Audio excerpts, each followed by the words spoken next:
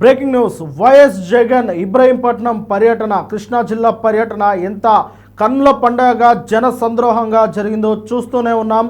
ఈ నేపథ్యంలో అక్కడున్న వైఎస్ఆర్సీపీ కార్యకర్తలు ఆంక్షలను దాటుకొని కట్టుబాట్లను దాటుకొని వారు పెద్ద ఎత్తున వారి అభిమానాన్ని చాటుకున్నారు. కృష్ణా జిల్లా మొత్తం వైఎస్ఆర్సీపీ జెండలతో అక్కడ మారుమోగింది.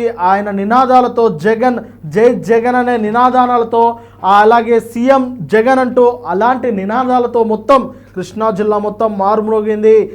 ఆయన మారుమ్రోగిన ఆ నినాదాలకు టీడీపీ శ్రేణుల్లో టీడీపీ కార్యకర్తల్లో టీడీపీ అంటే పెద్ద నేతల వెన్నులోనే వణుకు పుట్టిందని చెప్పేసి వైఎస్ఆర్సీపీ పార్టీకి సంబంధించిన సోషల్ మీడియాలో పెద్ద ఎత్తున పోస్టులు దర్శనమిస్తూ ఉన్నాయి. మొత్తానికి జోగి రమేష్పై జరిగిన దాడి నేపథ్యంలో ఆయనను పరామర్శించడానికి వచ్చిన మాజీ ముఖ్యమంత్రి వైఎస్ జగన్కు ఆయన అభిమానులు కార్యకర్తలు అడుగడుగున నీరాజనలు పలికారు. ఎక్కడ చూసినా జన సంద్రోహమే, ఎక్కడ చూసినా జనమే అన్నట్లుగా ఆయన పర్యటన సాగింది. ఆయనను మాజీ మంత్రి జోగి రమేష్ను పరామర్శించిన తర్వాత అక్కడ ప్రెస్ మీట్ కూడా నిర్వహించారు. ఈ ప్రెస్ మీట్లో భాగంగా ఆయన అనేక విషయాల గురించి ప్రస్తావించారు. అంటే ఇక్కడ కృష్ణా జిల్లాలోని పోలీస్ యంత్రాంగం టీడీపీ నాయకులకు టీడీపీ కార్యకర్తలకు సహాయం చేశారని, వారందరూ కలిసే వ్యూహాత్మకంగా ఆయన ఇంటిపై దాడి చేశారని ఆయన వ్యాఖ్యానించారు. అంతేకాకుండా ఆయనను రెచ్చగొట్టేలా టీడీపీ కార్యకర్తలు ఫ్లెక్సీలు పెట్టడము, వైఎస్ఆర్సీపీ కార్యకర్తలను రెచ్చగొట్టేలా ఫ్లెక్సీలు పెట్టడము, ప్లకార్డులు పెట్టడం కూడా జరుగుతూ ఉన్నాయి. అవి ఏవి చేసినా పోలీసులు అలాగే పోలీస్ యంత్రాంగం మాత్రం చూసి చూడనట్లు వ్యవహరిస్తుందని చెప్పేసి ఆయనైతే వ్యాఖ్యానించారు. ఇక జనం ఎక్కడుంటే జగన్ అక్కడే ఉంటారు, జగన్ ఎక్కడుంటే జనం అక్కడే ఉంటుంది అన్న రీతిలో ఆయన పర్యటన అయితే సాగింది. అడుగడుగున జనమే, అడుగడుగున ఆయనకు సంబంధించిన నినాదాలే.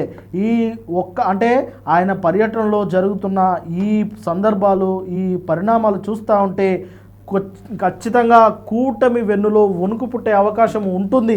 ఎందుకు అంటే ఆయన అభిమానం కట్టలు తెంచుకుపోయింది. ఆయన మీద ఉన్న అభిమానం అనేది తాజా పర్యటనల నేపథ్యంలో మరొకసారి రుజువు అవుతా ఉన్నది.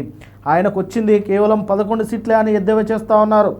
ఆయనకు ఇక జనాల మీద నమ్మకం పోయింది, అంటే ఆయన మీద జనాలకున్న నమ్మకం పోయిందని ఇటు కూటమి పెద్దలు ఎద్దేవా చేస్తూ ఉన్నారు, విమర్శిస్తూ ఉన్నారు. కానీ ప్రస్తుతం జరుగుతున్న ఈ పరిణామాలు చూస్తుంటే అసలు అది ఏది లేదు. అంతకు మించి రెట్టించిన ఉత్సాహంతో అభిమానులు ఉన్నారని వారంతా తెలుసుకున్నారు.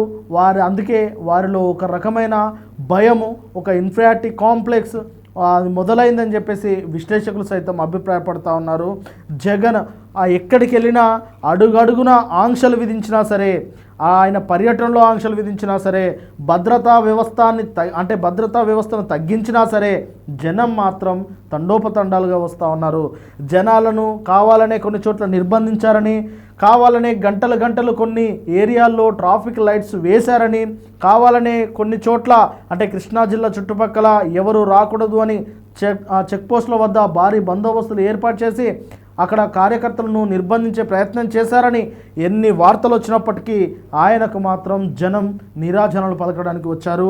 ఇక జోగి రమేష్తో, వారి కుటుంబంతో, మాజీ మంత్రి జోగి రమేష్తో ఆయన మాట్లాడి వారిని పరామర్శించిన తర్వాత ప్రెస్ మీట్ నిర్వహించారు. ఈ జంగిల్ రాజ్ పరిపాలన ఎలా ఉంటుందో కళ్ళారా చూస్తున్నామని సీఎం చంద్రబాబు నాయుడు గారి గురించి ఆయనను ఉద్దేశించి వైఎస్ జగన్ మాట్లాడారు. ఈ జంగిల్ రాజ్ పరిపాలనలో ప్రతి ఒక్కరు ఇబ్బంది పడుతూ ఉన్నారని, లా అండ్ ఆర్డర్ సరిగా లేదని, మరొక బీహార్ను తలపించేలా ఆంధ్రప్రదేశ్ ఉన్నదని చెప్పేసి ఆయనైతే వ్యాఖ్యానించారు. మొత్తానికి కల్తీ నెయ్యి అలాగే కల్తీ లడ్డు వ్యవహారాన్ని కూడా ఆయన ప్రస్తావించారు. ఆయన హయాంలోనే, టీడీపీ హయాంలోనే కల్తీ నెయ్యి జరిగింది, కల్తీ లడ్డు జరిగిందని చెప్పేసి ఆయన మరొకసారి ఆరోపణలు చేశారు.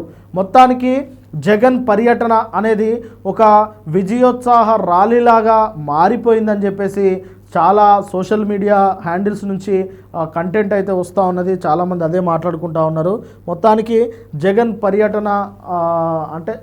పర్యటన కారణంగా టీడీపీ, జనసేన, బీజేపీ కూటమిలో ఆలోచన మొదలైందని, ఆయన పర్యటన ఈ విధంగా సాగితే వారి మీద వారికే ప్రజలకు నమ్మకం ఉండకపోవచ్చు అనే అనుమానాలు మొదలయ్యాయని చెప్పేసి విశ్లేషకులు సైతం అంటా ఉన్నారు.